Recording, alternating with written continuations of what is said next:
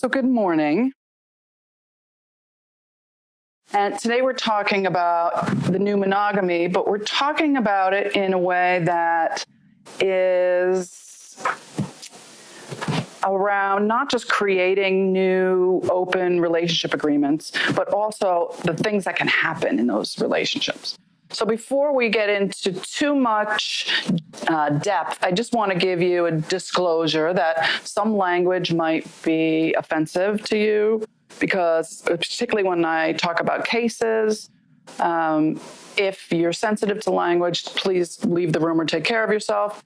If I use pronouns incorrectly by mistake, or if I neglect to ask you your pronouns or people in the cases, please know that it's unintentional and not meant to harm.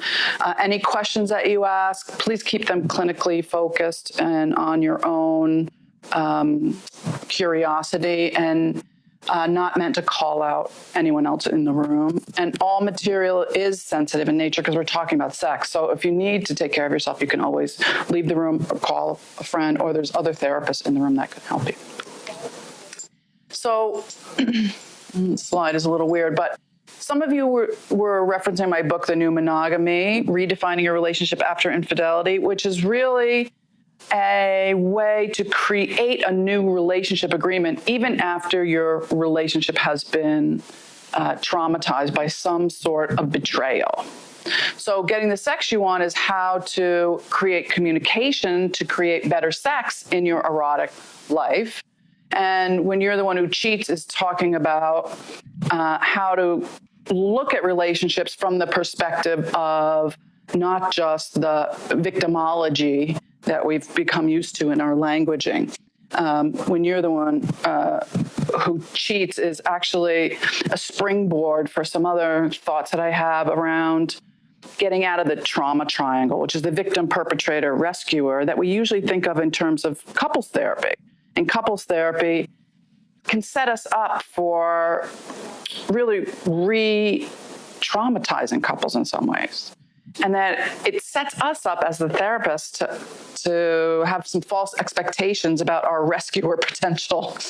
And that can be damaging to us after about the second or third session, when we realize we're not really going to rescue people. We might actually be feeling victimized by the couple, because couples therapy is hard, as you know. And people are nodding like, yes, it's really hard. It's really hard. And so I really think that all couples therapists should have training in sex therapy, and all sex therapists should have training in couples therapists, and all therapists in general should have training in both. And so, you can get certified as a certified sex and couples therapist through the Integrative Sex Therapy Institute, which is istitraining.com. We'll talk more about that at the end. And I'd love it if you connect with me on social media, if you're not already. That's my Instagram, Dr._Tammy Nelson, or at Dr. Tammy Nelson on Twitter. So this is talking about after infidelity and treating monogamy dilemmas. And I want to explain what I mean by the new monogamy. I think we're on the cusp of just redefining marriage. So you remember when we had like the sexual revolution? I think we have a relationship revolution now, because it's not anything like it used to be. And so we have new definitions of partnerships and commitment. So even though it's kind of counterintuitive or ironic to say that these are committed partnerships because people describe them as open or non-committed or consensual non-monogamy, we're actually talking about ways that people do commit to each other. People are always going to be drawn to relationship. It's neurologically sort of predetermined that we will seek out connection. We want to be connected to people. When we feel disconnected, we feel upset. When we feel like people aren't giving us the connection, attention, time, sex that we need, we feel cut off, lonely, isolated, hurt, abandoned. Those are all very human basic needs. And so the need is not to be so individuated that you're socially isolated, but there is a need for freedom. the need for freedom, particularly in a society where we are so constantly bombarded with information that we're on overload, and we're perpetually challenged around where we're going to put our attention. The idea of freedom sounds very soothing. The idea of space sounds very soothing. And that to be in a overly committed, overly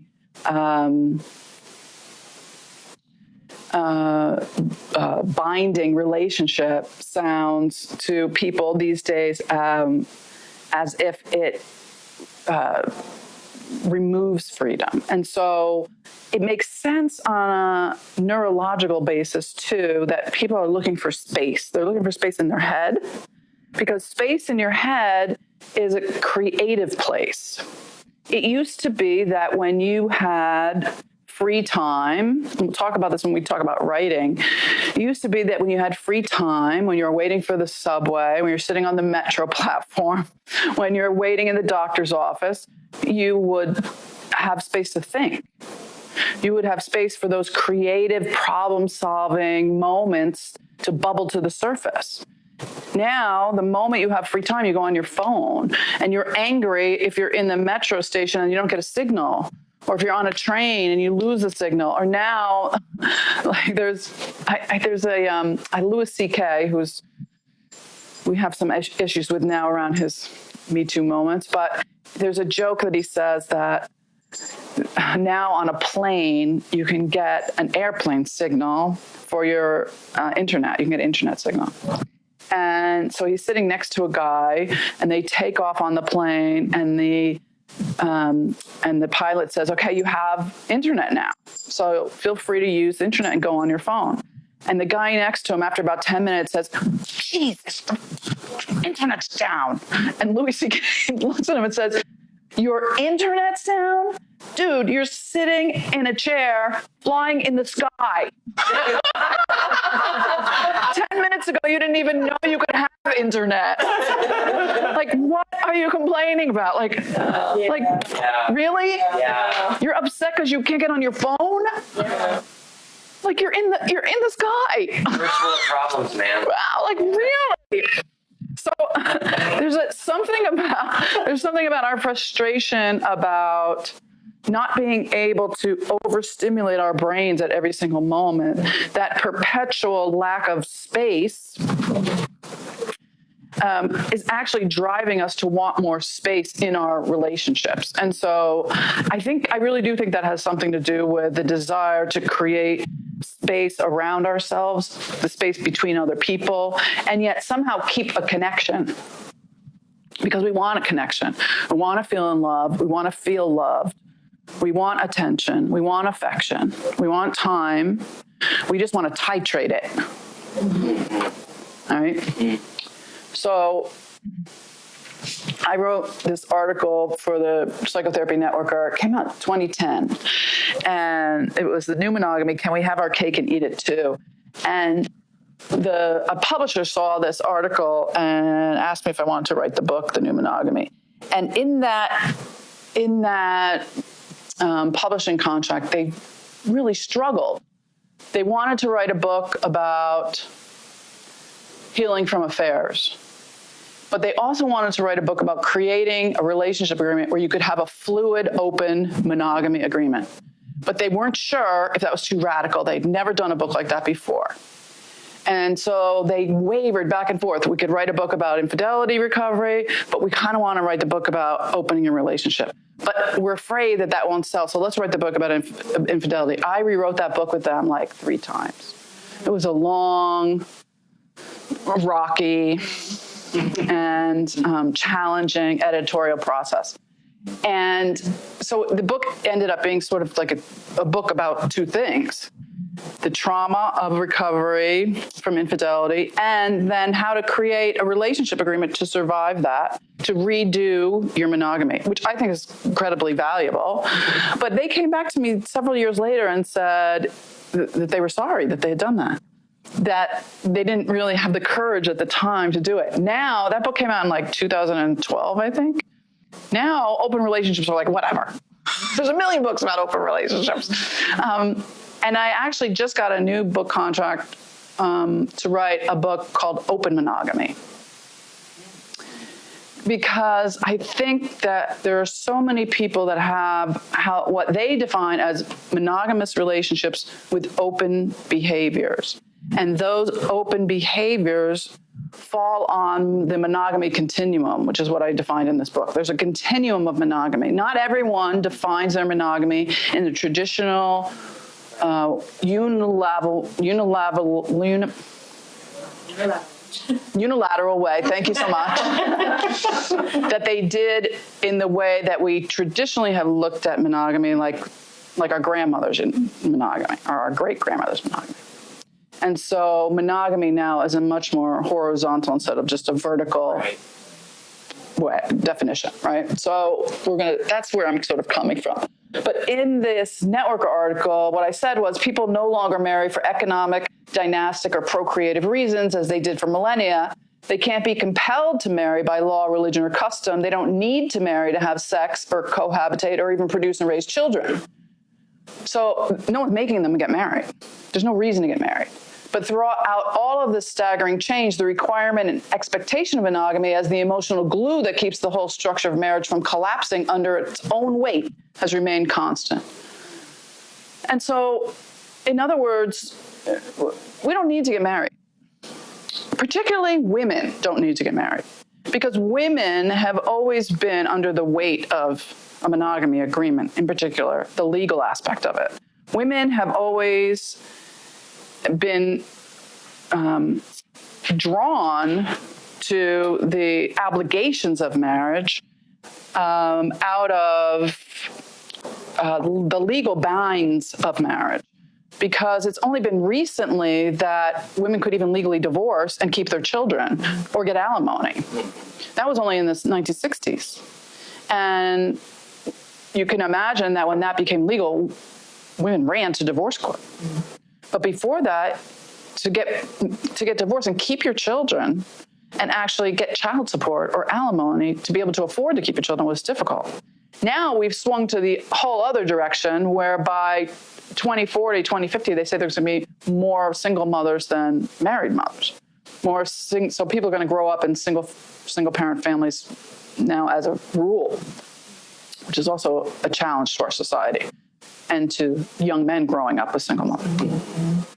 And also a challenge economically for women. Sure. And a challenge to what it's going to mean for our sex lives when we're exhausted. But we don't need to marry to have sex, clearly. We don't need to get married to have children, clearly. We don't need to get married to get a mortgage. We don't need to get married to have life insurance or health insurance or to get cutlery and towels like we used to.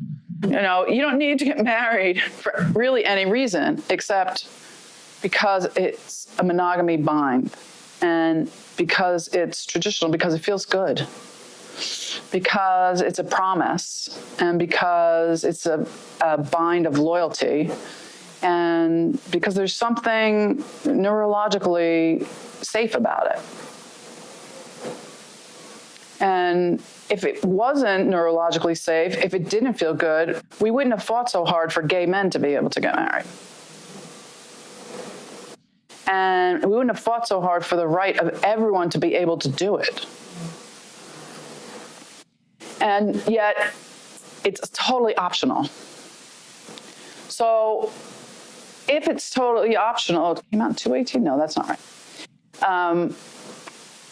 What is striking to me is how the concept of open marriage is now so societally integrated into the conversation. So in 2017, I was interviewed by the New York Times Magazine about open marriage, and they interviewed some couples, and we talked about jealousy, love, desire, trust, And the fact that it was on the cover of the New York Times Magazine, I thought was really fascinating.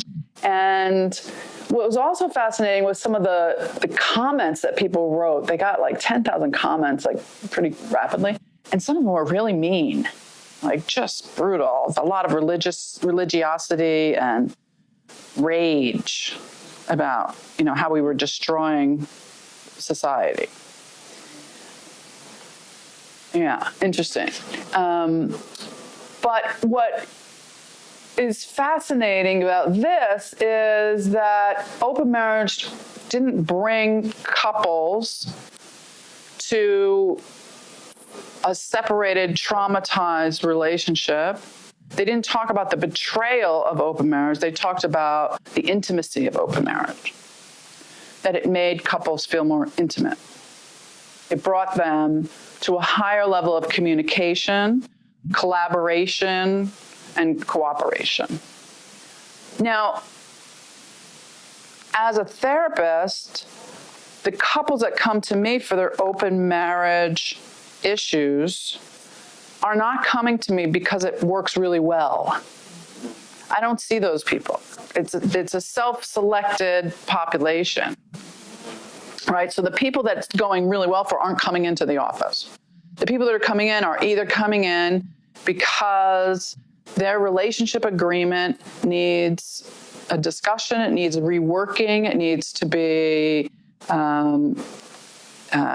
reevaluated, like something's going wrong.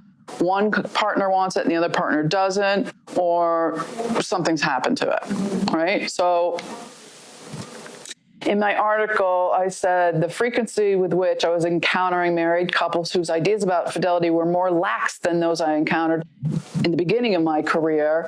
That's why I called it a new monogamy, because they're still monogamous. They're still connected many times legally. Monogamy means being married to one person versus polygamy, which means being married to more than one person. So they had monogamous behaviors emotionally, but open sexual behaviors. So Dan Savage calls that being monogamish.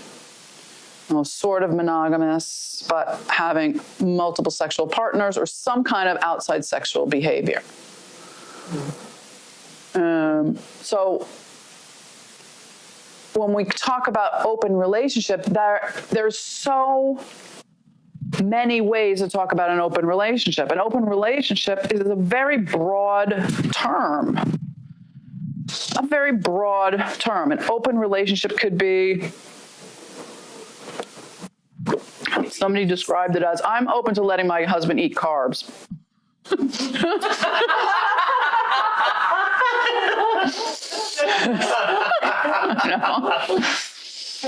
My grandparents were married for like 75 years. And that's what everyone says. Wow, that's a long time. Like, they died in their 90s, had a really long marriage. But for the last part of their marriage, he lived in Vermont on Okemo, which is a ski mountain, and she lived in Connecticut. And they had, a very nice relationship where he skied from October to April, and she didn't want to ski. So she would sometimes go up there on the weekends. She would read, sit by the fire, but a lot of times she stayed down in Connecticut in her house. And so they had a great relationship, but they lived apart together. And that LAT, living apart together, is more and more common as people become more global and as economics and work life becomes more spread out, and as people work from home or have jobs that take them apart. And as we have the technology for people to stay connected as they work separately and live apart. So what keeps people together? How do you stay open and yet connected? I think this idea is a whole shift around what it means to be married, because it shifts our roles. So like I said, monogamy is a legal term. It means married to one person. Polygamy means being married to more than one person. But we use those terms interchangeably with fidelity, which means having sex with one person. So sexual fidelity, we're going to use it interchangeably anyway, just because we normally do, but you should know that that's not really what it means. And so classical monogamy means you marry when you're a virgin, you only have one sexual partner for your entire life, and you stay celibate basically after the death of your partner. Now, getting married as a virgin is pretty hard when we're getting married now at the average age of like 28. It used to be, or 26 to 28. It used to be you got married at 19 to 22. And so it was a little easier to not have sex until you got married. Now when you're getting married in your late 20s, it's assumed you're going to have multiple sexual partners before you get married. We assume that you're trying out other people, that you are not going to be monogamous before you get married. We encourage you not to be monogamous before you get married. We encourage you to check it out, to date, to see other people before you get married. We encourage you, in fact, to have sex with your partner before you get married to make sure it's going to work out.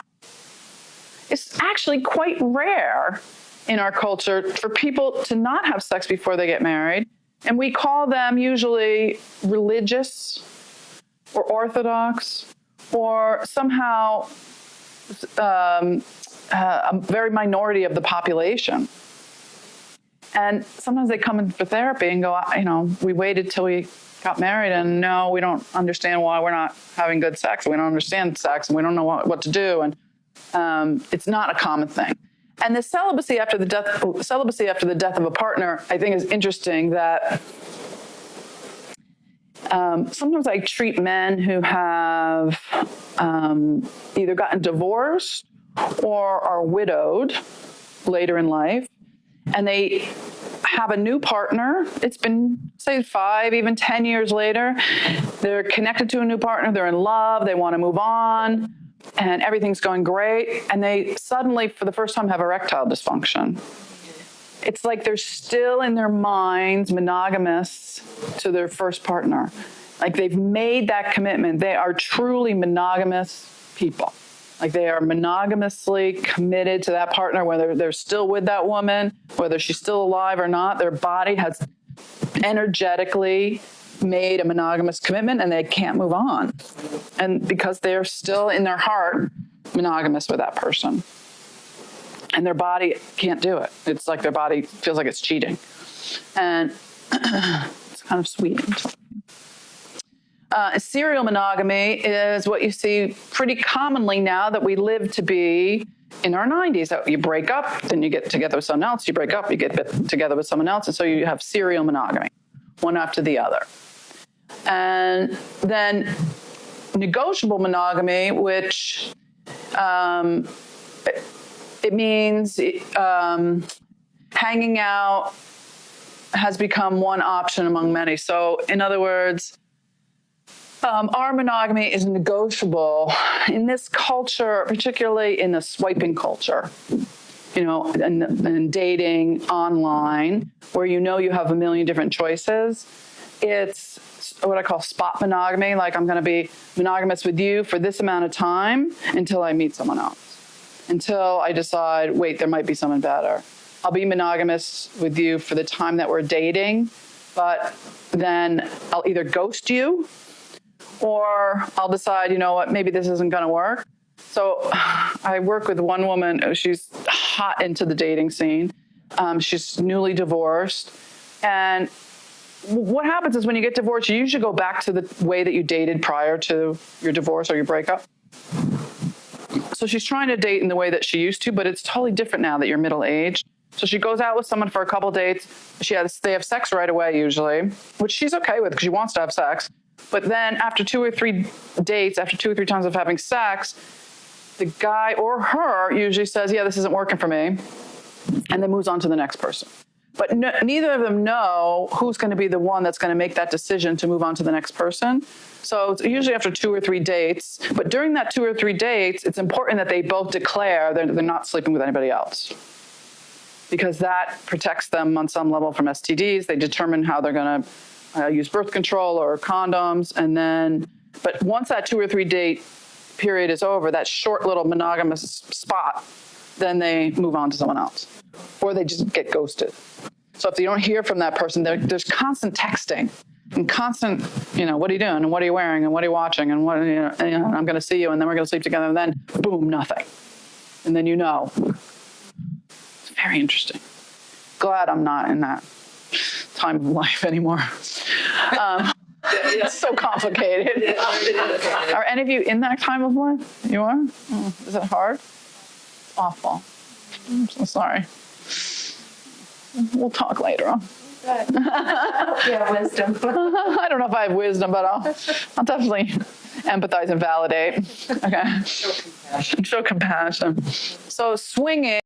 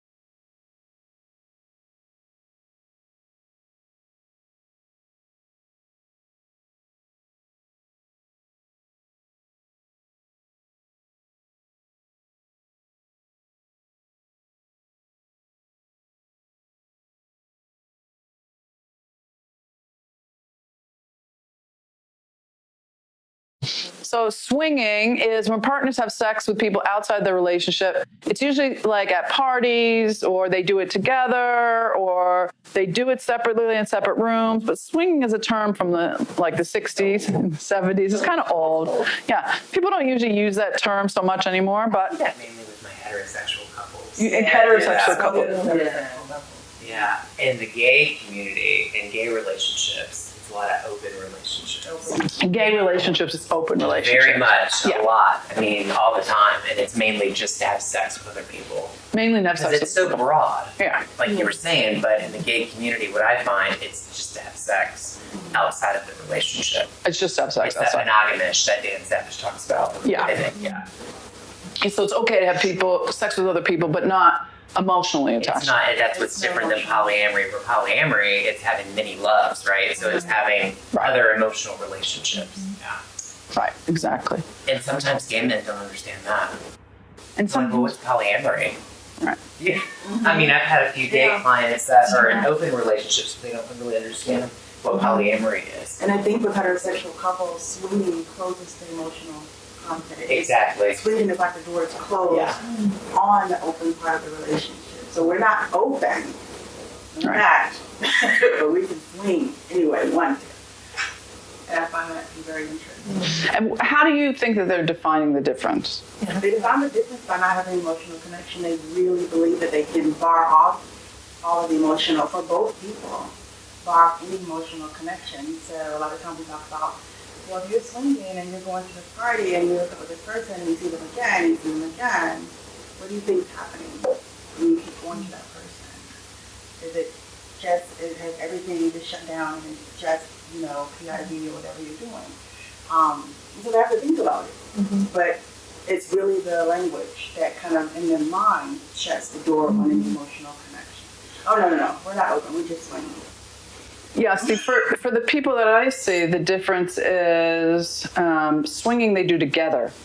Oh, yeah. There's that. Yeah, that's right. Swinging they do together, either in the same bed, or in the same room, or with the same people. But an open relationship means you can do your thing and I'll do my thing. You can do it on a different night or with different people. I don't have to be present to do it. Another thing I ran into, there's a thing about group and not. Yeah. What you do solo and Yes. how you practice your openness or. So how you practice your openness is different in gay and relate and yeah. So that would be like openly conducted or consensual non-monogamy. Sometimes they talk about designer relationships. That term sort of goes along the idea of like you can design it any way you want. And consensual non-monogamy is a term that people use. I personally think non-monogamy in general is a negative term. That's why I like the term open monogamy instead of consensual non-monogamy, although people who are non-monogamous don't like the term monogamy because their whole point is that they're not monogamous. But if you're non-monogamous, then why even use the term? Why use it? Because I think it's polarizing and negative because I don't like to describe, I don't like to describe people as the opposite of anything, or it just sounds negative to me. So, but you can call yourself whatever you want, because if I tell you shouldn't call yourself something, then I'm being negative. So, who am I to judge? It's true. So the other thing that we add to this list, besides the things we talk about, is relationship anarchy. So Ellie Sheff talks about relationship anarchy, which means you can have a polyamorous relationship where you can have many relationships within your relationship that are based on not just sex, but love. So you can have many partners, but no one is a primary relationship. So many people who are polyamorous relationships say, I have a primary partner, and then I have a girlfriend, you have a girlfriend, I have a boyfriend, you have a boyfriend. Maybe some of them live together. Maybe everyone, it was a polycule or a pod, what my people call them, pods. But in a relationship anarchy, there's no primary person, so that it's not hierarchical. It's really communal. That's what relationship anarchy. Yes. So that there's no one that's more important. Okay. It's not like you and I are husband and wife, and then, she comes second and she's on the side and she's just, the person on Wednesday. Like everybody is equal. In theory. In theory. In theory. In theory. So Ellie Sheff talks about what the styles of polyamory, that there's polyfidelity. So that means that we're everyone in my polypod or my polycule are monogamous with each other. And that if you go out and have coffee with someone and you don't tell us, or if you go out on a date with someone, or if you swing with someone, or you go to a swingers club, or you go and fool around with someone, or you are emotionally sexting with someone, or, anything that goes outside of the relationship agreement, outside of our pod or our cule, is cheating. And that's the issues that I'm running into. A lot of times they're fluid bonded too. That's an important part. Fluid bonding. Yeah. A lot of times they've all tested, and so that polyfidelity agreement is a part of that. Do you want to say more about that? Being fluid bonded means that they all got tested and they're probably not using a lot of barriers and protection within that group, within that polycule. So let me just say that again so people can hear. So fluid bonding means everyone in the pod or the cule has been tested for STDs and STIs, and everybody knows that you're safe, so you don't use protection within the pod or the polycule. So if you do it outside, then it puts everyone at risk. Trusting a lot of people. It's trusting a lot of people, because if one person, breaks that even by kissing someone else, it puts the whole system at risk, right? Yeah. Is that what you meant to say? Yeah. Yeah. And so I don't know if you want to go into that, but like kitchen table, how poly practice is important. Parallel poly or kitchen table poly. Yeah, parallel poly or kitchen table poly. Can you say more about that, what you mean? So kitchen table poly is that we're all a part of a polycule, and the people that our partners and our lovers, we all meet at some point, whether it's once a month, 3-4 times a year, and we discuss what's going on in the relationship. We discuss any... Like the metamors know each other. The metamors know each other. Your partner's partner. Paramours are partners, metamors are partners, and everybody kind of sits down and discusses what's going on. Even breakups are discussed in that way. So if somebody wants to leave the polycule, or somebody wants to leave the relationship, or in a polyfidelity agreement, someone is saying, hey, I'm thinking about this with someone else, this is how it's going to work, this is the protections that we're going to do, but it's done at a kitchen table sort of setting. It might be done on Skype, but it's just Or Skype. But it's still kitchen table. But everybody has a kitchen table because they're all participating. So I have a pod that I see sometimes, and I haven't seen them for a while, but 2 of them are in California, 2 of them are here. And they have a 5th person that they don't want in the pod anymore. And so they're all like seeing me like behind that one's back. Yeah. And because they don't like that the person is a writer and like a therapist, and they're saying things on their blog that they don't like, and so they're trying to get rid of that person, but they're seeing them separately in the therapy and trying to have a meeting about what to say. And so one of the things that I think is most common, what you see in therapy when you treat poly people, is that in a group, what comes out is sibling issues. And so it's not just like doing group therapy. It's not just like treating people that are projecting their parental issues. It's like a big sibling rivalry. And so how come this person gets more attention? How come this person is triggering my issue around they get more of this or less of this, or you pay more attention to them? So a lot of sibling stuff comes up, but each person has grown up in a different family because they're not siblings.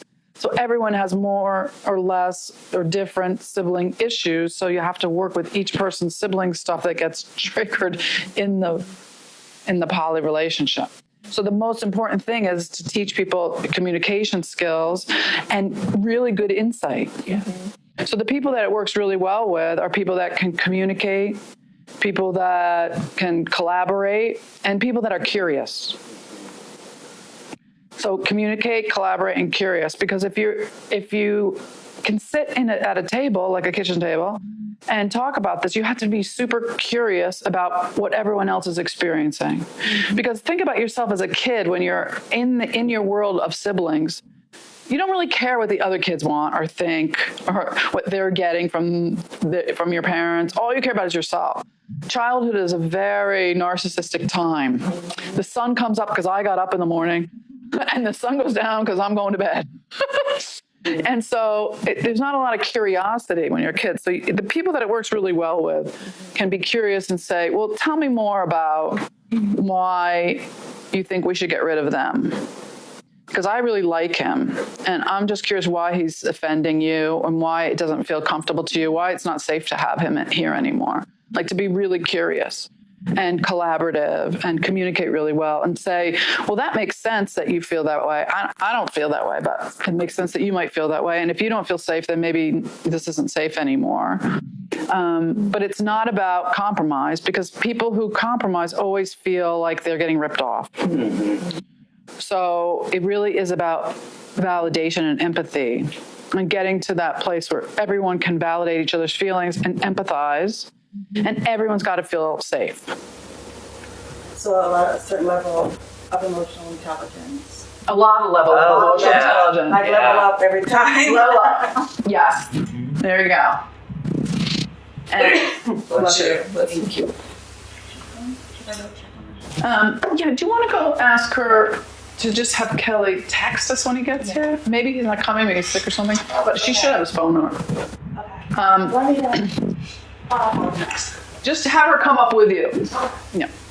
I wonder if you would comment. I'm pretty sure that I recall Ellen Bader saying that to be in a polyamorous type of relationship, you have to be highly differentiated. Would you agree with that statement? So the question is to be...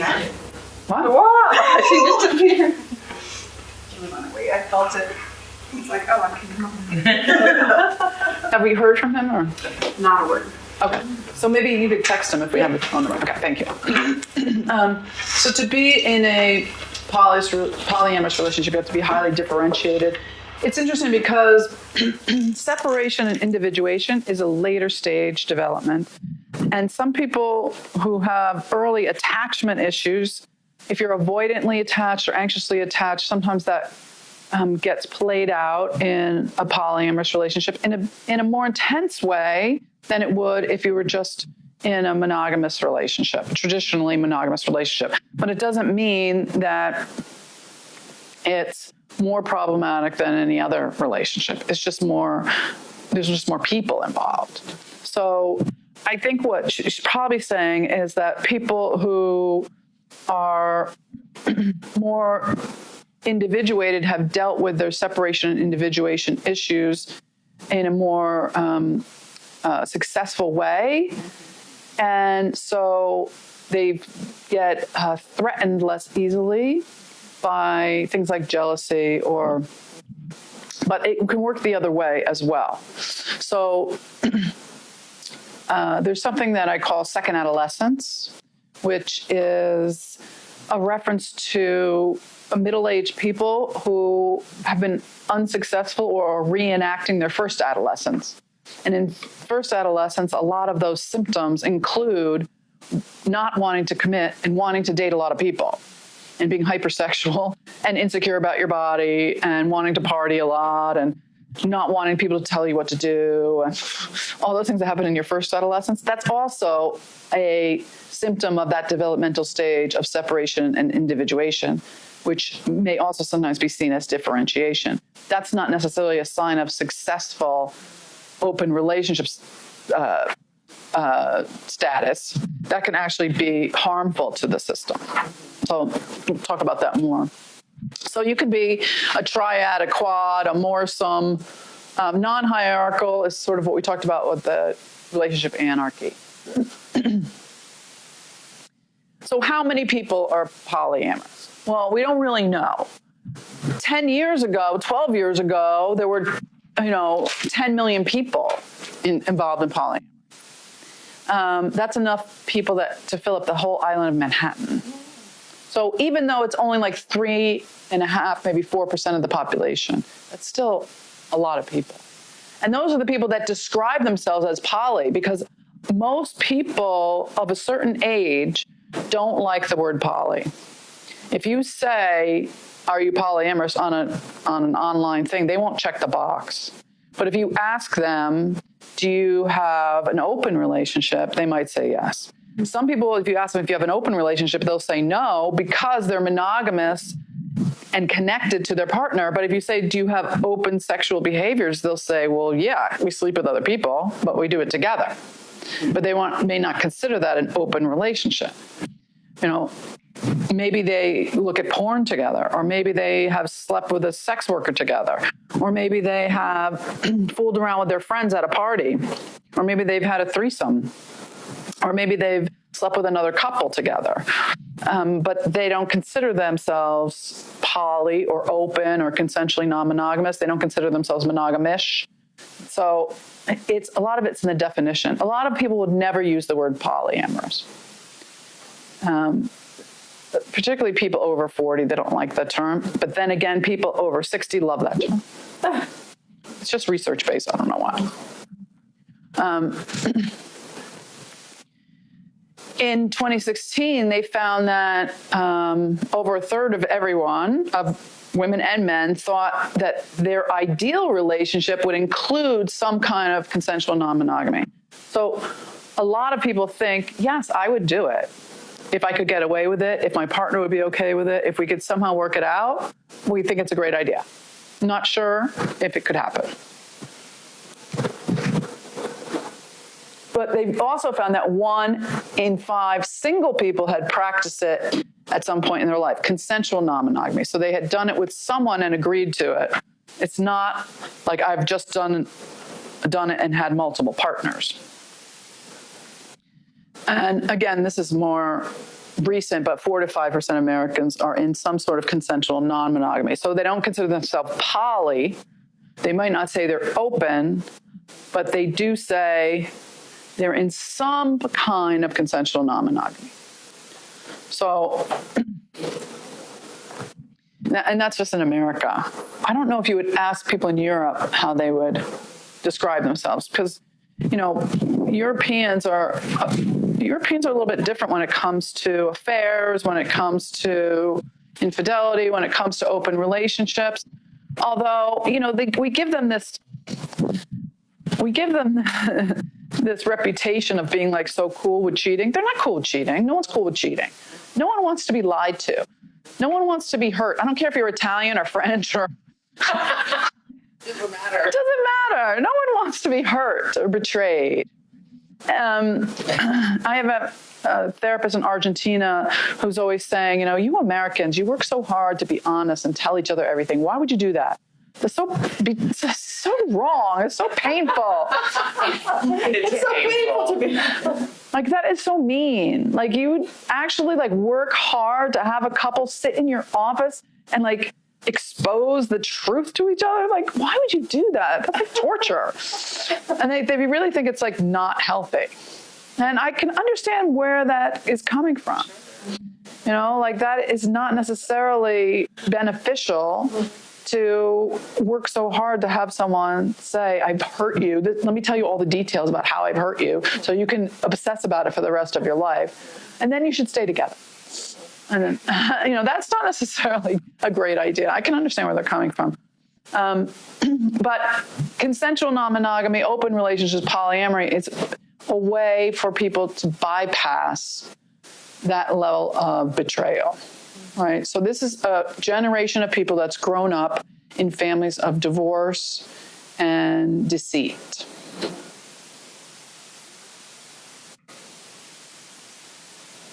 A generation of divorce and deceit. And yet it has not reduced the number of people having affairs. It has not. The increase in open marriage has not decreased the number of affairs. In fact, more women than ever are having affairs.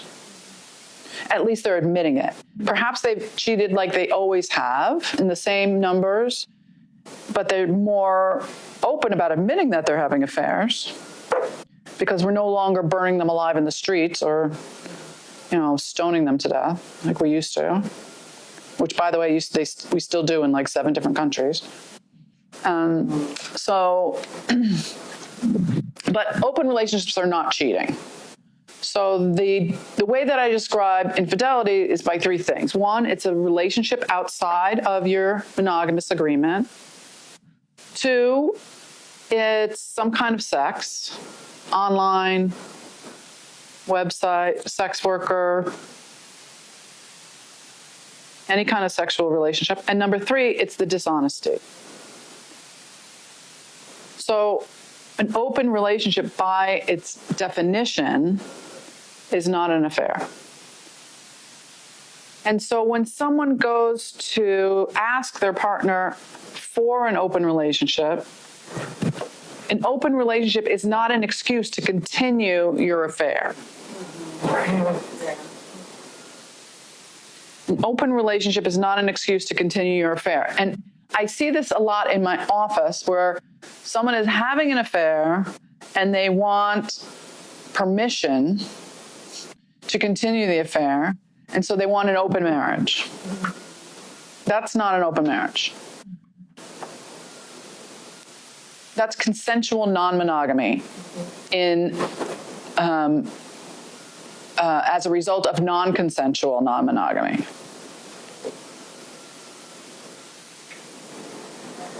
Does that make sense? Yeah.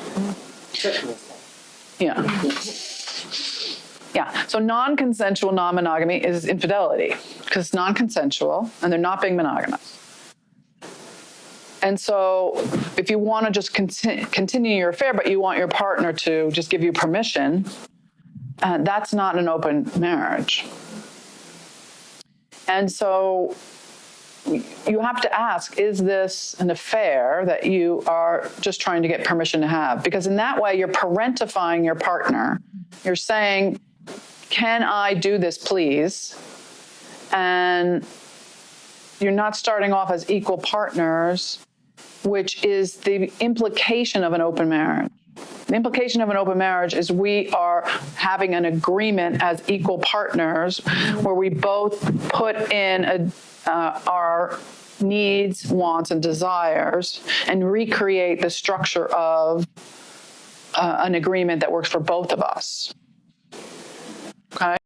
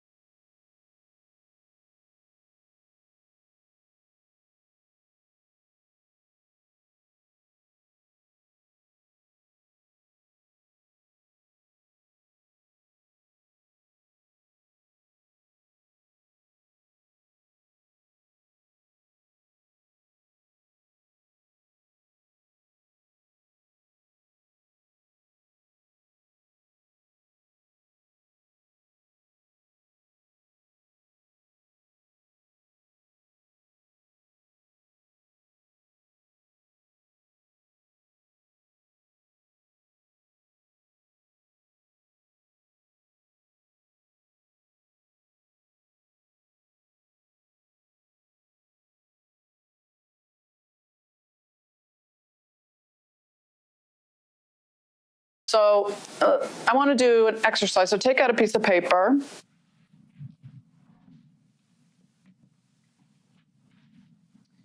And I'm going to answer these 3 questions. The first thing that comes to your mind. Number 1, how was your parents' relationship? Just a light question in the morning.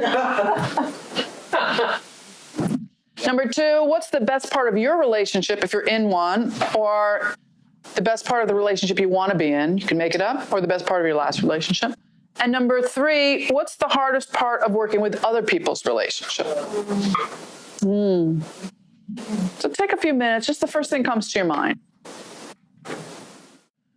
So find someone in the room and share your answers, whatever you're comfortable with. If it's personal, you don't have to share it. You can talk about the answers that are easy for you to talk about, or you can be curious and ask questions. You can have one threesome if you want. I'll give you about 10 minutes. So you have 5 minutes each. So we're talking about your relationships and how they relate to your history and how that relates to how you work with people. And some of the questions about why do people cheat in open relationships? And there's several theories here. One is that the openness and the permission eventually takes out the tension of forbiddenness. And forbiddenness and illicitness can lend itself to eroticism. And so people seek out what is forbidden for the erotic tension. Also, if you seek out consensual non-monogamy as a form of counterculture to traditional monogamy, that may wear off after a while when everything is permitted and it's no longer counterculture. And if you're doing it to rebel against what has been traditional in the past and everything is, again, given permission, it's no longer an act of rebellion. So you rebel against what is now the familial structure, which is your open relationship. And so you act in sort of an adolescent way, if you will, and you go out and you've parentified the system and you go out with other people, sneak around, lie. You're rebelling against the system because you're trying to individuate and separate from what now has become your secondary system, your secondary family, to create a new identity for yourself. Because if it becomes overly familial and everyone's sitting around the kitchen table all the time talking, you're having dinners together all the time, now this is your family, and that feels great, and you feel attached to everyone, and everyone's getting along, and it's wonderful, but it's desexualizing. So now you're sneaking off in the back seat with someone else, or someone new, and not telling everybody else, which is what adolescents do. So it creates like a second adolescence. And so it's the same desire dilemma that you have in a monogamous relationship. How do you keep that attached safety of companionship while bringing in and allowing for enough differentiation for eroticism? The same thing happens. It doesn't matter how many people are sitting around the table. And so even though it seems like, wow, if you have permission to do anything, sleep with anyone, as long as they're vetted by the group, you would think that that openness, that freedom would allow for more eroticism. And maybe it does in the beginning, just like the romantic phase of a relationship does in a monogamous relationship with two people. But it's like all relationships. They go through phases and they become more companionate because it's creating safety for the family, and it becomes familial. And then the desire discrepancies. Is that the same in a monogamous marriage than when one of the parents is the same? Yes, and in polyamorous relationships, people add more people to compensate for that. Yeah. So if you have a low desire, you have high desire, we'll add someone else who's high desire, and maybe that will kick in the system and it will balance itself out. But then you too are low desire because you're tired now, and there's still one high desire because he really wants something else. So maybe we'll add another guy, and that'll kick in and balance out this system, and that'll kick in. And then maybe now she's more turned on, and maybe she has more desire. Maybe he now can bring in more money because now he has more time. He's not having sex so often. And so it's a perpetual desire to balance out the energies of the system until there's like a homeostasis for a while. But homeostasis is boring. Yeah. Right. Totally. So someone will have to do what homogeneous, what every couple does, which is to wake up the system. Yeah. And affairs are wake up or break up events. And so affairs are a way of waking up the system or breaking up the system because it's not working, because it's overly merged or overly static. And so affairs happen in open relationships just like they do in monogamous relationships, and for many of the same reasons. So when we're talking about homosexual couples tend to be the ones that swing, right? And are you saying that they're trying to maintain symbiosis in some way, like in a relationship? From swinging or not swinging? From swinging, like if we're not having the emotional connection with other people, are they trying to like keep that? Well, there is, there's a monogamy continuum, so there's rules, right? And when we talk about breaking the rules, it's not really about sex. When people break the relationship agreement, it's not a sexual dilemma, it's a dilemma of integrity. It's breaking the integrity of the agreement. So it's not like you have a sexual dilemma, you have an integrity dilemma, because you're breaking the promise. Whether you're breaking the promise of a monogamous couple of 2 or a monogamous group of 10, a relationship agreement is something you make between you. It's not an agreement you make to each other. So you don't commit to the other person because the other person's always going to let you down. You commit to the agreement. And the agreement is fluid. It can change over time and should change over time. That's how it stays suspended over time, and it's able to maintain and survive developmental phases of a relationship. It's able to allow for people to come and go, for people to have children and for children to come and go, for people to move to different places in the country, for people to get ill and recover. A relationship agreement is fluid. People, not so much. People aren't good at change. We don't do change well. And we get disinterested in our partner. We get angry with our partner. Our partners let us down. The agreement, we can change. We can't change our partners. We can't change other people. We can only have control over what we put into the agreement, what we put into the space in between us, and how we can contribute to what we need from the agreement or what we long for from the agreement. And so part of what happens now, which has never really been an issue before, is people who've been marginalized and haven't had the capacity to voice what they want from the agreement, like women, particularly women from different cultures and marginalized population, are now trying to speak out. And so even in polyamorous relationships, non-monogamous relationships, there's been this call-out issue. Some of you may know that there's things happening sort of in the poly community that are part of this. It's happening with therapists. Somebody told me recently this great quote. They said, "It's tough with marginalized populations. My community will eat its own and any allies very quickly. I think it comes from a place of such profound powerlessness that goes with the experience of immense discrimination that people don't always think about how they are delivering their message.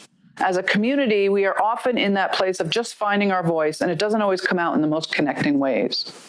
Now, that's on a community level of the shift in culture of people trying to find their voice and unfortunately taking their anger out on their allies sometimes. And if you look at that from a microcosmic level, people do that in relationships, and they do that in open relationships as well. So in other words, a calling out means you've done something to me that hurts me, and now I feel victimized. To change that, to get out of that victimology word space, is to say, when you said that, it made me feel. This has been my experience. Can you hear me so I can share my experience with you? Let me tell you my story and how this has been affecting me. And that's why people who are successful at open relationships can experience curiosity and share curiosity. Tell me more about your experience and what your story is and how this has been affecting you. And I think, one of the things that we saw in the 60s around revolution and sexuality was because women in particular and minorities were calling out the whole culture, saying, this is not working for me. And you have held me down and held me back. Now, the same thing's happening around monogamy. This is not working for me in a lot of ways. Your structure's not working for me. And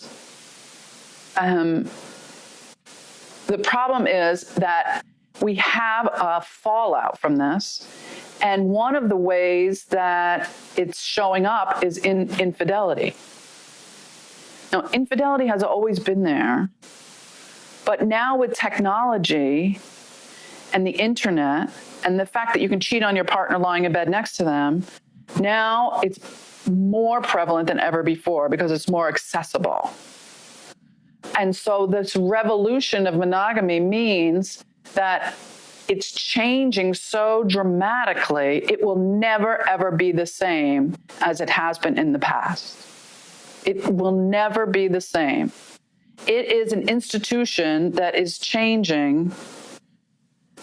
And if you think about it, sexuality is changing, women's rights are changing, gay rights are changing, our cultural rights are changing, but people of color and their rights have changed. They all are kind of regressing right now because of our political situation. But I'm hoping that there's a boomerang effect and that will rocket into the future in a few years. I don't know. We'll see.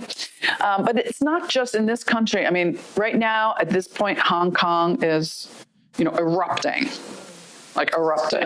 Yeah, today. And so there's a revolution in a lot of places. Part of that revolution is breaking away from the status quo. And so monogamy is going through that same eruption. And so there's really three phases of that. When there is an eruption in your monogamy agreement or in your relationship agreement, there's three phases of that. The first phase is the crisis phase. And the crisis phase is when you first find out that someone has cheated on you or betrayed the pod or the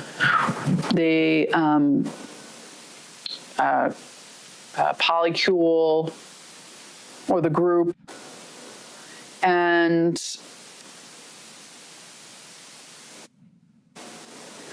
you can't make a decision about whether you're going to kick that person out or whether you're going to stay. The goal is really empathy. The second phase is insight, to find out what exactly has happened, to have a dialogue about how did we get here, whether it's between two people or it's between 5 people, or it's really to figure out what exactly brought us here. And that dialogue that you did with yourself and you shared with someone else, what was my relationship like with my parents? What's my relationship like now?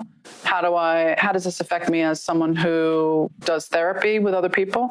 That's part of asking people questions, being curious, first about yourself, and then perhaps asking those same questions to other people around creating insight that'll lead to a dialogue.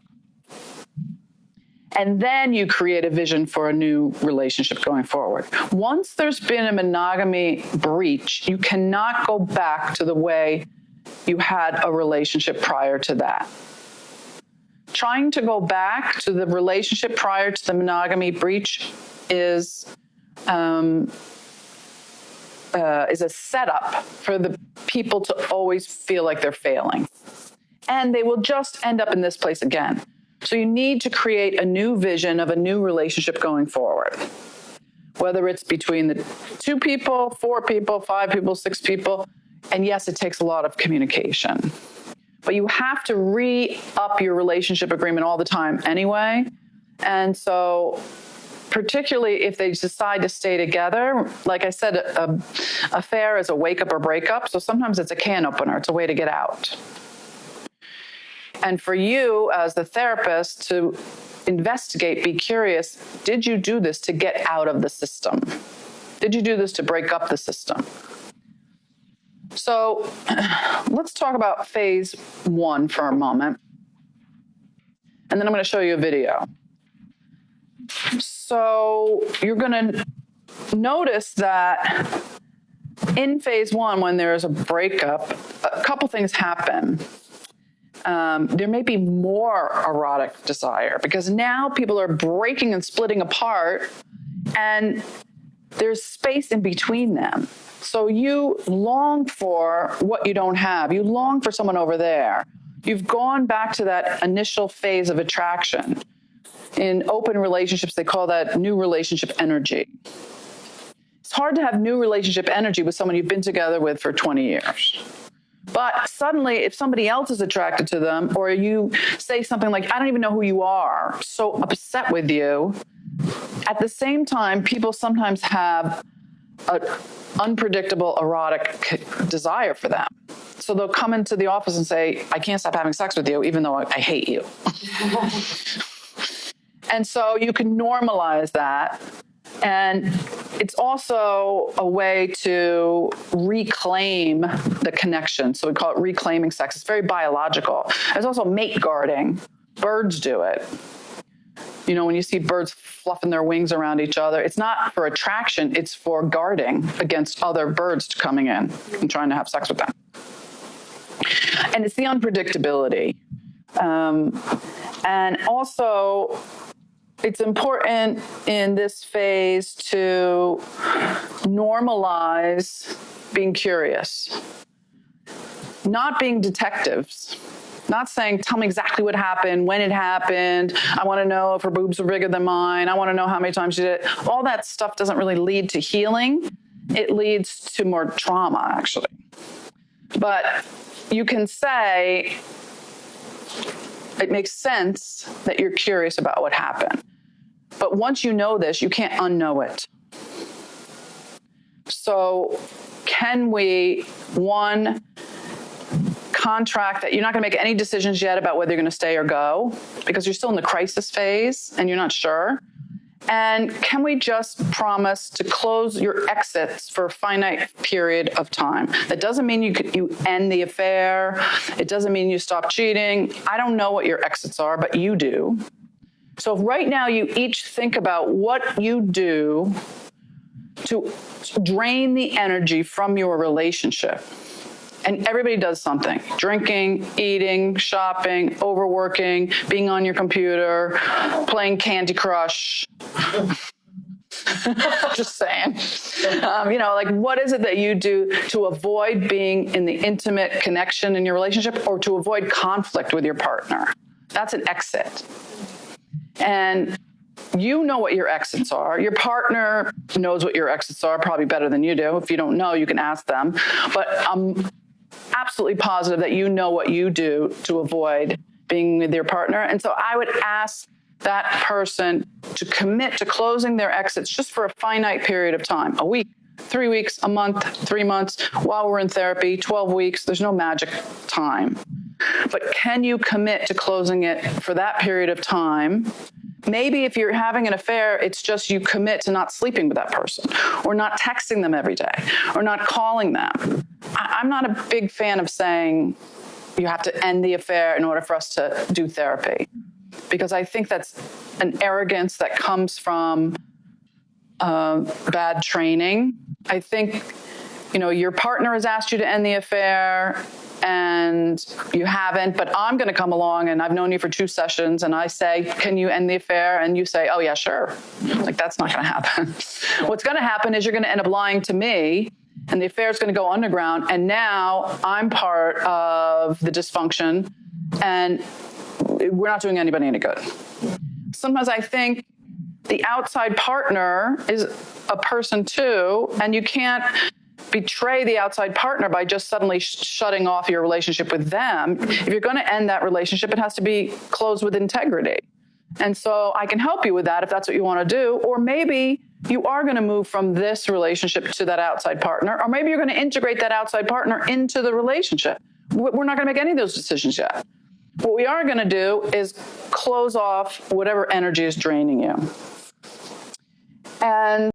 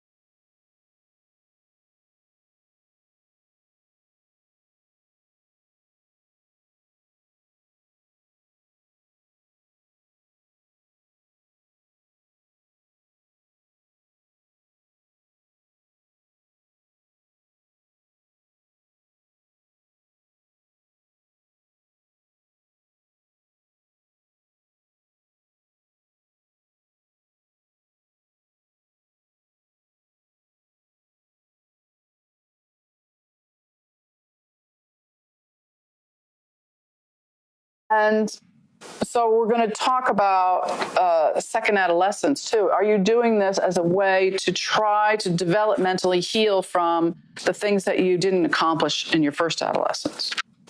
What was your adolescence like? What was teenagehood like? So when I show you this short video, just notice like if there's any symptoms of adolescence. Do you see people acting like adolescents? Do you see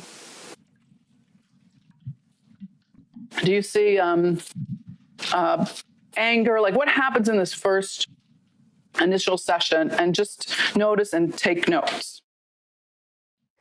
So Amy and Justin, I'm so glad you're here today. Thank you. So I understand you took separate cars to get here. Is that true? Yeah. Mm-hmm. Yeah. Mm-hmm. And you're not happy about that, Amy? No, I thought it was ridiculous. Come on. I had something to do. The timing would have been off. Okay. We would have been late. I didn't want to be late. You know how I am about That punctuation. makes sense. It makes sense.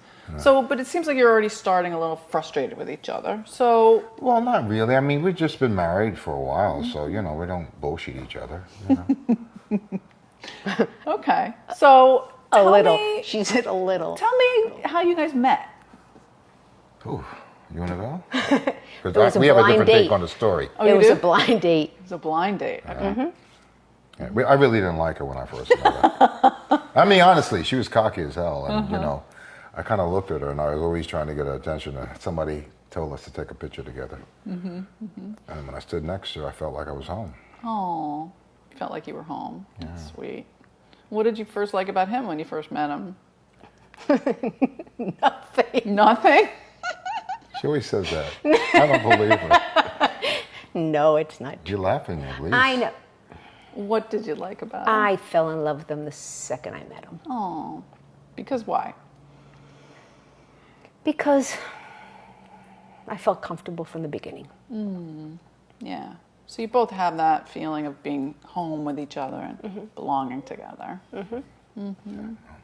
Just a busy life, I mean, you met me doing what I do, so I feel guilty sometimes, but I think guilt is personal, so I really don't default to that shit.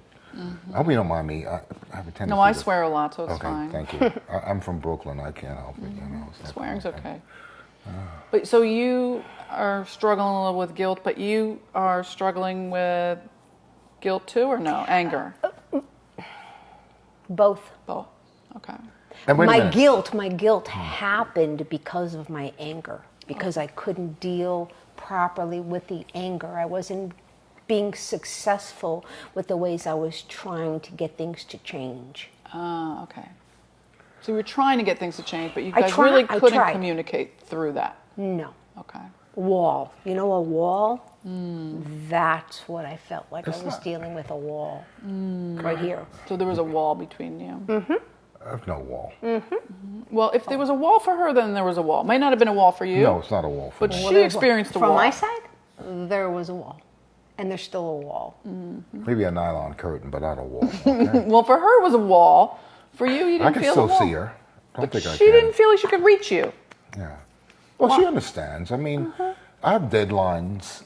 I have people I have to get with. I mean, Well, I understand you're a famous writer, right? Yeah, I've read some of your books. You're pretty good. Yeah. But the thing is, what happens is that things come to an end, and then I try to plan. Ooh, she just An looked at you end? like she What got comes to an scared. end? What do you Well, mean? I mean, we published a book, we get it out there. We have a book opening. Oh, but you're not talking about your relationship. Well, no, I'm not talking about the relationship. I'm just saying after my work is completed, I see. or at a point where I can have some freedom, and I'm not writing or anything like that. I'm dealing with all the Book tours and travel, and it's got to be busy. then for you. and I try to include her in my writing, but she doesn't want to have anything to do with it.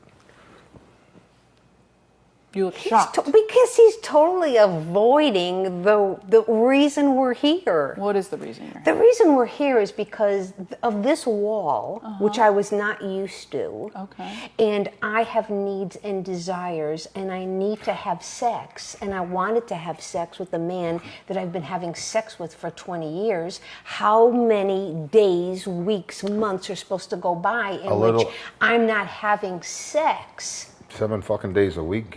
I mean, come on. She's a little nymphy, if you ask me. Oh, let's not slut shame her. So I'm not, no, we can talk. Wait, this is my wife. She okay, knows how so- I talk. But you were feeling like there Nothing. was nothing going on. There's nothing. I mean, I'm not talking about let's take a vacation for a week, to go to Curacao. I'm just saying, could we have 15 minutes so we can go fuck each other in the other room, and then we can go on with our lives.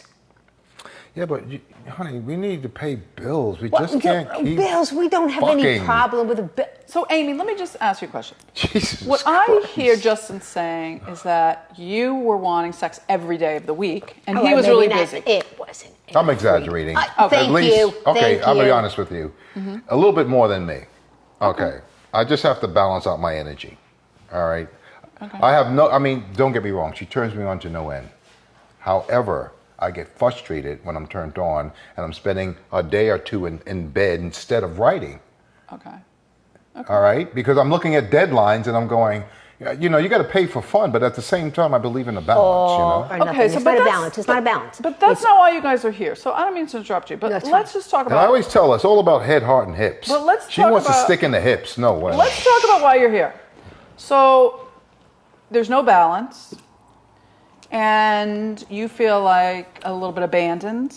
Like he's too busy for you in the way that you guys used to be connected, and something's changed. Correct. Now, maybe that you've gotten more popular, you've gotten more busy, your career's taken off, and you feel like there's not enough time for your relationship. But something happened as a result of that. And what you guys told me on the phone was that you had an affair and you met somebody else, and Justin found out. And that trauma to your erotic relationship is not really just about, Yeah, that shit hurt. about your companionship. And That it hurts. Yeah, and it's painful. It's very painful. And so the first thing I'm going to ask you is, are you still having the affair? No, Okay.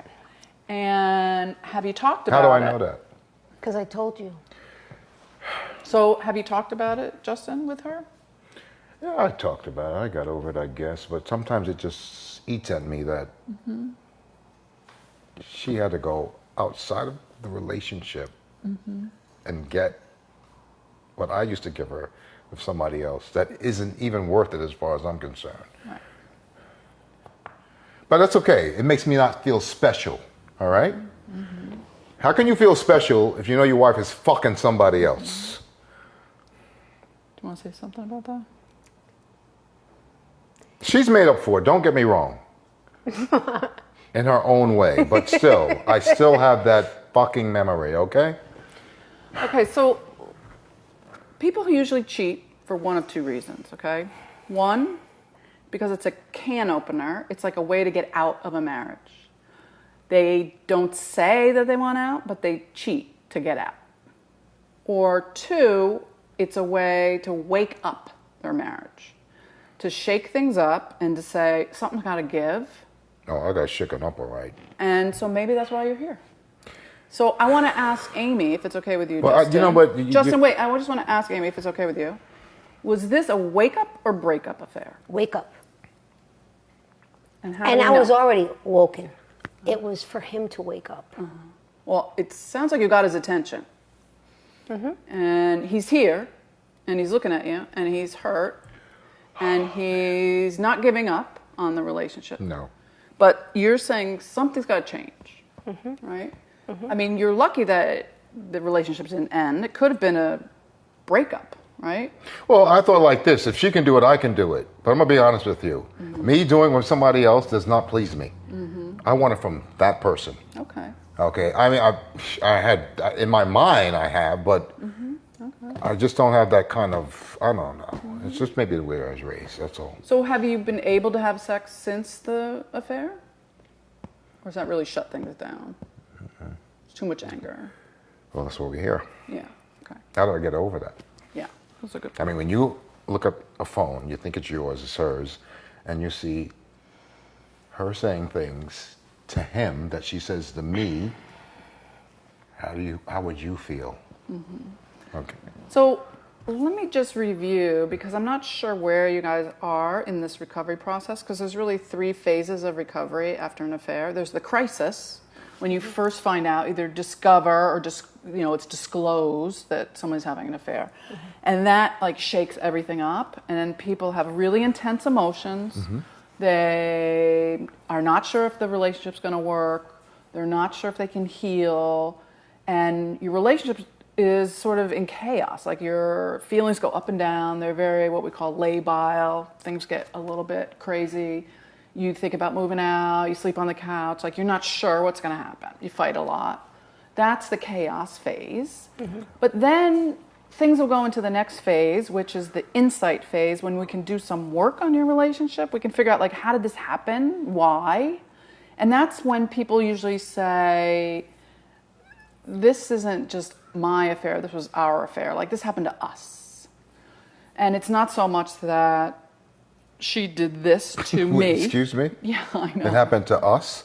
It's like you're both. It wasn't an orgy. I didn't swing with them. So how the hell can it happen to us? but let me explain what I mean. What I did with Steve affects us. Exactly. It's kind of like she drove the car and crashed it, but you were in the car. So you're both in the car. She might have been driving. It was totally her choice. She crossed the line. She knew what she was doing. It wasn't an accident. You don't fall in bed with someone, right? With all due respect. You knew what you were doing. You made the choice. You broke the monogamy agreement. He didn't do it. Right. But you were in the car. That relationship was your car. And so that car was careening off the path somehow. I don't know why. And that's what we got to figure out. That's the insight phase. All right. Okay. But for sure, she was the driver. And if you want to get back on the path and back on the road, or you want a whole new car or a whole new road, we got to figure that out. But first we got to figure out how the hell the car went off the road.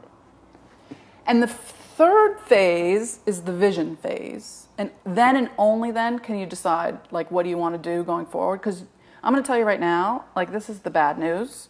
Like, your marriage is over. Like, the marriage that you have now, the commitment that you made, you kind of blew that. Right? You knew that you had this agreement, monogamy agreement, you made a promise, and you kind of blew that. You knew. You knew it was implicit and explicit that you weren't going to cheat. And so you can't really go back and try again, because then you're going to end up here. But what we can do is decide if you want to go forward and create something new between you. You can have a whole new marriage, a whole new monogamy agreement, but it's going to have to include both of you this time, not just you. Like, you're going to both have to commit and both agree that it's going to be different. And it's going to have to include a vision for a whole new kind of marriage, new sex, new... Okay, I guess it's like a new chapter then. It's like a new chapter and a new future. I kind of like that. Because a lot of that, I don't even want to think about it half the time. And I have to in order to be healthy in life. But she helps me through it. She told me her reasons why, but I like that new chapter. What about you? No, I'm thrilled that you're open to that. Why are you hesitating? I'm not hesitating. I'm not hesitating at all. You want to do this or not? Of course I'm going to do this. Okay. I want to do it. Okay. It sounds like you don't really trust her all the way. No. Which makes sense, right? But I'll get there. It I'd makes lend somebody my trust and have to lend it to her again and see if she takes it. But my father always said, if you can do it, they can do it. But she did it before me. Well, it makes sense that he doesn't quite trust you yet. No, I get it. Yeah. I He's get it. still in the crisis phase a little bit. I get it. And trust is kind of also an inside job. It's not really even about you. Like, you can jump through a million hoops to try to prove to him that you're not going to do it again. But you have to learn to trust your intuition, because your fear is going to tell you a lot of different things, but you have to trust that you know that she's not going to do it again. And that's going to be hard. That's going to be hard. But he still has to believe me. Yeah, and that's going to be hard. Because he believed you when you said you were going to the grocery store and you didn't go to the grocery store. He believed you when you said, yeah, I'm staying out with my girlfriends, and you didn't. So now he's got to trust that inner voice inside that says, wait a minute, she says she's staying late at work. Is she really staying late at work? because I believed that inner voice before, and now I'm not sure. Do you still question that? I've been working on myself, reading things, and one thing I did come across is that I just can't, if that's a choice she made in her life, then I have to accept that. I have no control over that. It makes me feel better when I think of it that way, that's something she did. She still admires me. We still love each other. I don't want to, I'm not a foolish kind of person just to dismiss everything.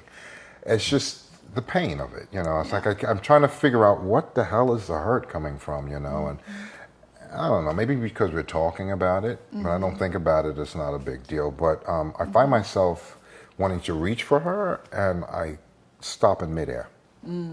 Yeah, that makes total sense. And And I think what I need is for her to reach with me. you. That's all. And it makes total sense because if you can work towards erotic recovery, like work on your sex life going forward, that's really where the healing is, because that's where the trauma is. Like an affair is a trauma to your erotic life. It's not like to your companionship. You don't cheat because somebody cleans the kitchen better. You cheat, and that's the erotic injury, right? So if you can move into some kind of erotic healing, then a lot of that will fix itself. It will be healed. So a few things about the session. In early sessions, it's not about letting people feel all of their feelings. So you notice that I interrupted him a lot and didn't let him be in his affect and all over the place, and didn't let his emotion or her emotion rule the session. It was very much about education. This is what you're going through. This is what you're going to feel. You're in the crisis. It makes total sense that you're freaking out. You're not going to be here forever. Peggy Vaughn did a study where she said that couples go to at least 4 therapists before they find a therapist that's going to help them through their affair recovery. Because most therapists don't tell them that there's a beginning, middle, and an end, because most therapists don't have the training to know how to help a couple through an affair. Oh, wow. And so they feel like we're just going to be here forever and just be in the pain and just keep talking about the pain and how bad it feels. And you need to know that there is an actually identifiable stage path that you're going to be in. And you might be in the second phase or even the third phase, and something might happen. You can go back to the crisis. You get reactive. I don't want to say triggered. You get reactive.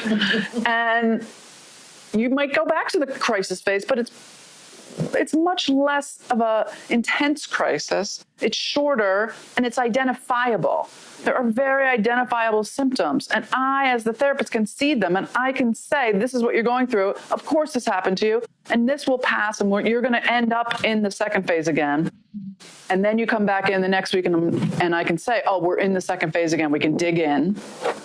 And of course, feelings are going to come up, and that's not necessarily a crisis. Feelings are not necessarily a crisis. You have tools now to manage them. You can talk about this stuff without going back into the crisis.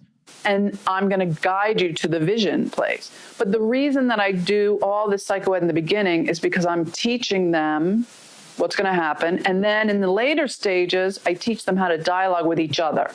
Because I'm getting out of the trauma triangle, which is the victim, perpetrator, rescuer, and I'm moving them into the receiver and the sender and the witness. So that they are the receiver and the sender, and I'm the witness. And I can witness them dialoguing. I can give them sentence stems. I can tell them how to talk to each other, but I am purely just a witness for their process and their progress. And I am not part of their threesome, which is actually a parallel process to the affair. I don't have to reenact that whole thing with them in order to understand their pain. I can put it all back on them and just be the witness to what they're going through. But that happens in the insight phase. Right now we're in the crisis phase, and I really am consciously cutting off that intense affect. They're doing that at home. They don't need to do that in therapy. We have a very short period of time. Yeah, you can fight at home. But Because they usually fight when they leave the session anyway. yeah, they're gonna Sometimes before the session. Before and they've been after. fighting for weeks. Yeah. Separate cars. That's why they're here. They came in separate cars. Yeah. So it's not that I'm avoiding his feelings. I'm acknowledging his feelings, but I'm also interrupting him and saying, I get it, and this is what's happening. So some people watch me do this, and they're like, you're so insensitive to him. Like, he said he wants her to reach out. Why didn't you stop and just have her reach out? I will later, not yet. And so as we go into this, one of the things I think is detrimental in therapy is that we have been taught that the most important thing is attachment, that the person who's the most upset needs to be safe in the session. And that is not the goal here. The goal is erotic recovery. And safety is antithetical to eroticism. If I make them feel safe, they're not going to want to have sex. They might be best friends. They might feel like brother and sister or mother and father, but that's not erotic. They need trust. They need trust. Now, trust and safety sound the same, but they are not. Okay, I trust that the car is going to stop at the red light, but being in a car is not necessarily safe. It's dangerous to be on the road, and I'm risking my life driving through that green light. But I have to trust that people around me are going to stop. I can keep myself safe by looking around and making sure that people have stopped. I am responsible for my own safety. Trust is something you build with another person. I am not relying on another person to make me feel safe. Safety is what I have integrated because I have already been through attachment in my early years. I have integrated that object relations and transferred it onto myself. I don't have to project it onto you. I don't need you to make me feel safe. You are not my parent. I do need to create a relationship between us because of the energy that I put in and because of the energy you put in that is around trust. We can build a relationship of trust.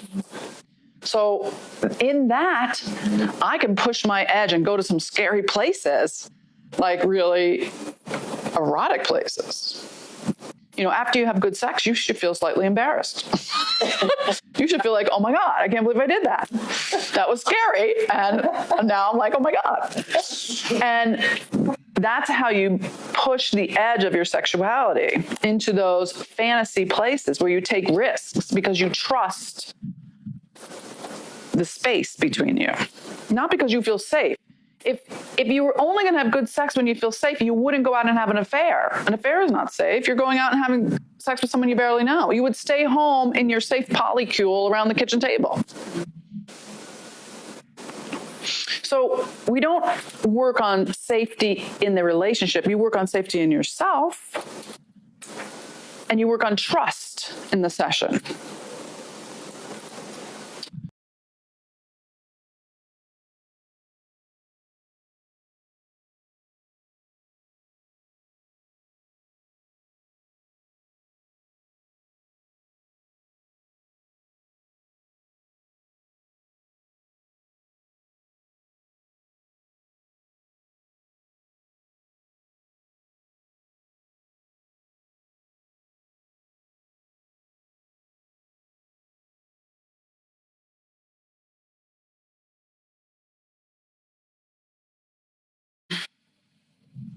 When you think about a case that you have of your own, where are they in that 3-phase recovery process? Are they in the crisis? Are they in the insight? Or are they in the vision phase? And let me tell you about the second 2 phases, and maybe you'll be clearer about it. But just have a case in mind as we discuss. So phase 2 is the insight phase. This is where they start to renegotiate their relationship. They can really have insight into, this wasn't just my affair, this is our affair. This happened to us. This happened to our relationship agreement. This broke the trust in that space between us. And this is where they tell the story of their relationship. They tell the story of what happened. They begin to explore the narrative around the affair, around the betrayal. It doesn't matter if it's 2 people, 5 people, 6 people. It's a story that they make up, and they figure out what it meant about me, what it meant about you, and what it meant about us.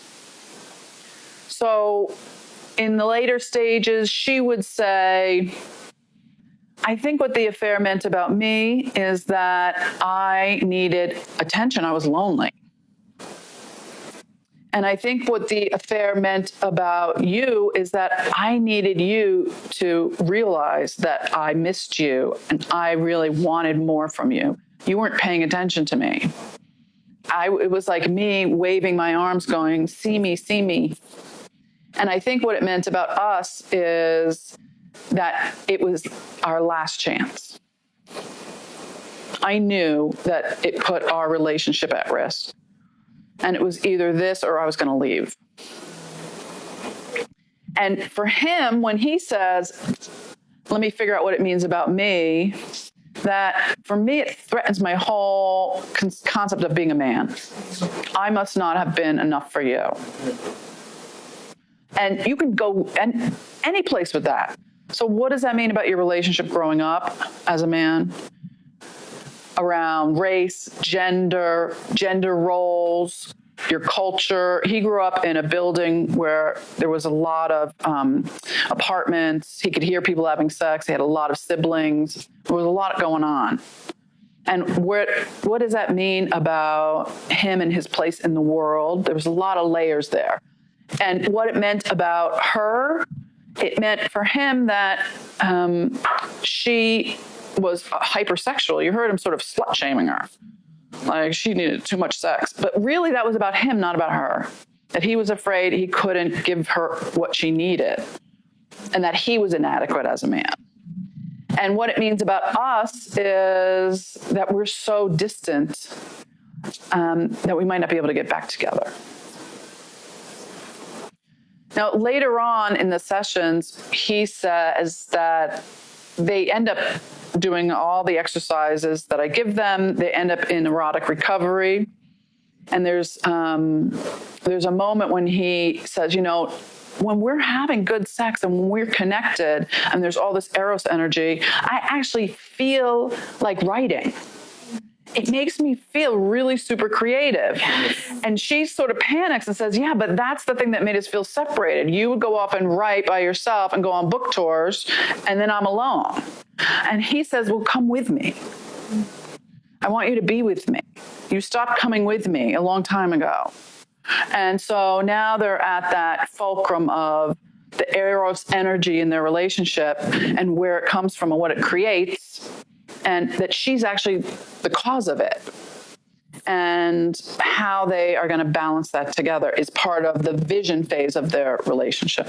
It's also what threatens her. She's actually jealous of his career because it takes away from their connection. And so where's my clicker? Can we tolerate people desiring something other than us? Because the reality is 98% of men and 78% of women have fantasized about someone other than their spouse, you know, which means everyone has fantasies of someone else, except for my husband. Yeah. I said that in my TEDx talk. I got the best laugh.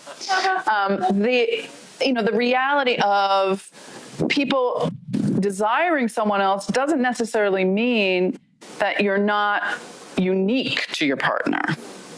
Not being exclusive is different than not being unique. But it feels like if you don't exclusively want me or want someone like me or want my body type or want another woman, if you want a man, you're sexually attracted to men, then you must not want me. You know, that fear of my uniqueness in your life is an existential betrayal. Because if I'm not unique to you, I'm not unique in the universe. Because you're supposed to go from parental uniqueness to your spouse or your partner's uniqueness. And if I'm not unique to you in the universe, then I'm lost. Like, what do I got? And I'm alone. There's a really existential aloneness to that. And so we look at what does it mean to negotiate your agreement at that point? What did we have that was explicit and implicit? What were the implicit assumptions we made about our monogamy agreement that somehow went wrong? So they never talked about work and how the erotic energy of work, the eros, the creative life passion, would affect their sex life. It was implicitly assumed that he would keep writing and he would go on book tours and he would travel and she would stay home and wait for him. They never really talked about explicitly how that would affect them because life changes.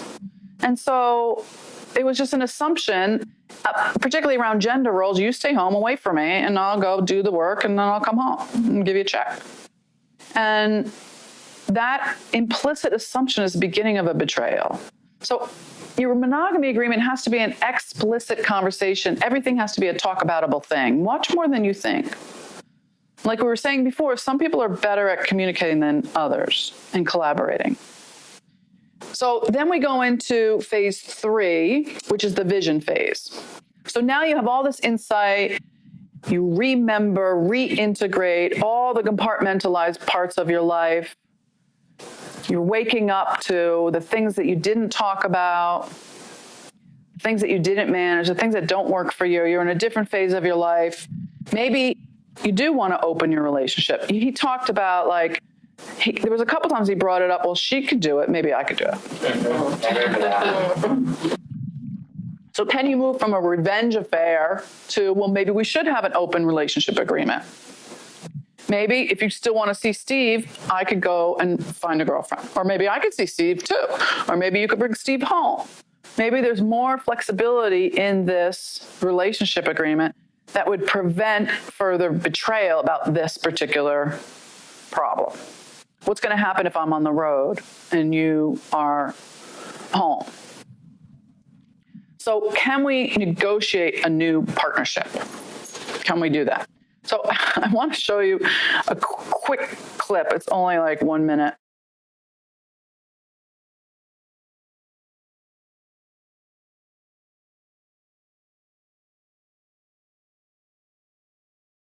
So I love how it's creating a vision. You know, they're negotiating their relationship agreement, and they were actually negotiating how many romantic comedies they were going to watch in a weekend, and they were countering back and forth. And because he loves them and she hates them, and and then they were negotiating how much sex they were going to have, and then she was negotiating like how she wanted to have sex with other people or make out with other people. And it's so funny. And then to, talk about the vision going forward. Like how many couples do you know that like never really talk about, there's this implicit assumption, well, we're going to stay together, we're going to get married, we're going to have kids. And, I think that's a crucial thing to make explicit pretty early on. And I love how it's sort of gotten into the nomenclature, and that it's important to have a monogamy agreement or just discuss your relationship agreement, and that it should be done on all levels. Like, are you going to talk about masturbation or watching porn? Is that part of what is in your monogamy agreement? Or are you going to walk in and feel traumatized if you see that your partner's looking at pornography? And what about when your partner flirts with other people? A big point of controversy is when I see people flirting online and coming in and saying, I saw them flirting with this influencer online or writing sexy things to people on Facebook. And Where do you draw the line for that? Like, what is acceptable? What about flirting with your friends? Some people are naturally flirtatious, and sometimes it goes too far. Where's the line? Or what happens when you stop flirting with me? When the basis of your relationship was really about being seductive and flirty, and you stop flirting with me, but you're flirting with all my other partners or my other friends. And what about an emotional affair, emotional connection? What constitutes an emotional affair? Is it a work spouse? Is it, someone you share all of your emotional energy with, and there's nothing left for us when we get home? And what about when we do want to open our relationship a little bit? When we do want to swing or have sex with other people, but you get connected to someone. You want to have coffee with them, or you want to text them outside of our events that we choose to do together. And what happens during sex with other people? Is it, okay except for penis and vagina sex, or except for kissing? What are the rules? You have to talk about them before, during, and after. And then after again, and then before again, and then continue to talk about them. And what happens if you fall in love with someone? In a polyamorous relationship, sometimes love is fleeting. And then what do? How do you handle the disconnecting and the detaching? How do you break up? And in a monogamous relationship, is it really fair to be in a sexless marriage? Because implicitly, marriage implies sex. You're getting into a relationship with someone it's assumed you're going to have sex with for the rest of your life. And so it's a betrayal to be in a sexless marriage and to say, I don't want to have sex with you, but you can't have sex with anyone else. And you're breaking that explicit monogamy agreement. And when do you talk about that, and how? And so that's all part of phase 3 and that vision. So the explicit monogamy agreement is what's committed to out loud, and it defines the rules of the marriage or of the monogamy agreement or of the relationship agreement. The implicit agreement is the thing that you assume. All men cheat. I can still go to strip clubs. It's not really cheating. It's okay as long as we don't have intercourse. Making out or talking dirty about how I want to have sex with you is okay. S&M isn't really sex. Going to sex clubs is no big deal as long as we don't do anything. Those are all implicit assumptions that need to be more explicit, particularly for people who are trying to negotiate an open relationship. Everything has to be talk aboutable. And the way that we negotiate this model of sexual wellness is not that there's a normal way to do it, but that it's relational. How does it feel in the relationship? And are you hiding something? Are you having to split off something? Is there something you feel shame about? And can you be an individual in the relationship? Can you be an individual without having to rebel against your parent? And does it bring you pleasure?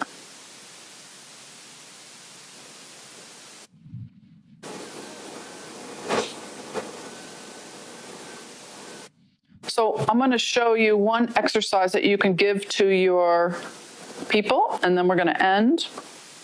If you're working with people, this is a simple dialogue that you can use in the discussion before, during, or after a monogamy discussion. One of the handouts that goes with this course is 37 questions to ask in your monogamy agreement. And they're divided up into those sections of the monogamy continuum. And they are aligned with all those different areas. And so they're just the beginning of the ways to have a conversation about your monogamy agreement. And so they're great, conversation starters. And if you want to do them in your office, you can start the conversation with, I appreciate this about you, and I appreciate that this is already working. I appreciate that we do this because it makes me feel, because you help me feel, because you've helped me feel in the past. At least you have a structure to discuss it. Sometimes people ask for something new and it feels like a criticism that they're not already getting it. So you want to word things in a way that feels appreciative. So I just want you to turn to someone in the room and tell them one thing you appreciate about them today from class because they helped you feel something, and then we'll close. So just to wrap up, we're talking about betrayal of open relationships and open monogamy agreements. And you will find in your handouts how to create a new monogamy agreement. And if you have any questions, you can contact me at Tammy@drtammynelson.com. Thank you all for coming. Yay.